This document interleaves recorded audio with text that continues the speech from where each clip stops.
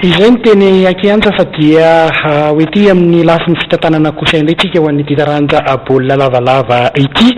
Ny zoma teo ary dia nanao hetsika teny amin'ny kianja Makento Sapenaka ny mpitantana ny ligina Lamanga izay tarihan'Andriamatoa Andra Velojona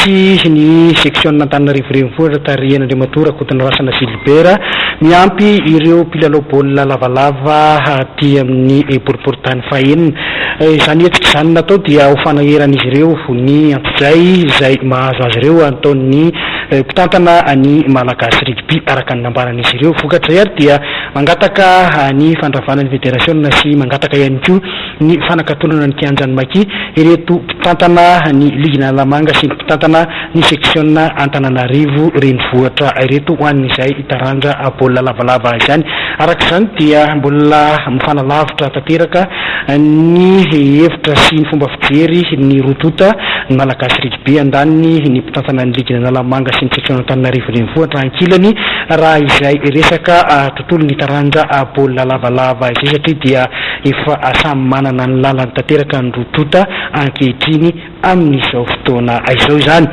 Izay ny ho an'ny vaovao ny ao anivon'ny ligina Lamanga fa ho an'ny fédération malagasy ny taranja rugby kosa dia na ny malagasy rugby zany dia tanteraka omaly sabotsy ny fivoriam-be ara-potoana ny fédération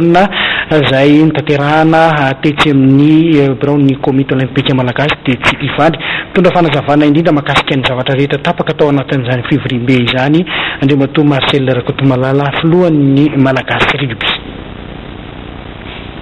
Raha tena izy zany dia assemblée générale ordinaire mamarana ny topilaramana district atao tao assemblée générale ordinaire zay zany dia rapport moral, rapport technique, rapport financier no atao teo dia eo approuvé ny pata no atao zany zay rapport zay dia kely zavatra hafa taorina zay zany fa tamin'ny ankapobeny zany vita tsara ny assemblée générale ary folo ny isan'ny fata tonga tao fito no nanana voix afaka nandasa vato ary approuvé zato isanjato ny rapport zay nataony malagasy rugby. Ankoatran'izay moa dia zalo nifata zany no nametraka fa resaka match œuvre zay misy eto atao Analamanga zany fa nampiriny zareo tao anatin'ny assemblée générale mihitsy nitapahana tao na mafisiny ao anatin'ny règlement intérieur sy ny statut malagasy rugby ary ny charte olympique ny amin'ny ny malagasy ileriany no afaka mamea lalana manao fanaovana compétition na match eto Madagasikara. Zay zany ny akonan'izay ihany zany ny zavatra vadana Rohotman pahitana anao manaona zany zao no toy amin'ny fandaharam-potoana ho an'ny fédération mbola eo ny fanaranana ho an'ny coupe de président fa misy anomboka ihany koa atao aty ny fidina tokotaka Madagasikara ina ny azambara mahakasika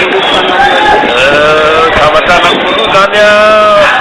dia tsy maintsy ho atao ny famarana coupe de président ny fédéral ary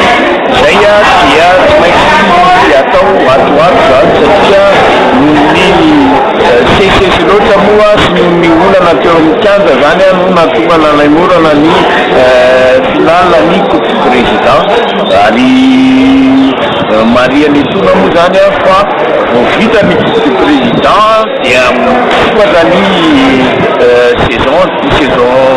2018 zany 2019 natao hoe 2018-2019 satria iarahantsika mafantatra fa misevosy foana zany le taona anankiroa ho an'ny saison anankiray natao mihitsy hoe 2018-2019 fa ny saison amity zay sokatra amin'ny 2 septembre zany amin'ny 2 septembre ho avy zao any sokafa ny saison. tika hoe zany fa tsy misy tsony zany lalao tokony atao hoe reo latsika hoe matcha hevra manompo zao tsy misy tsony zany resaka matcha hevra ary ino moa de fa napetaka mihitsy zany ampilatanan'ny ministera tribunaly préfet de police ireo mitanany tompona andraikitra kianja rehetrarehetra manerana Madagasikara izay zavatra izay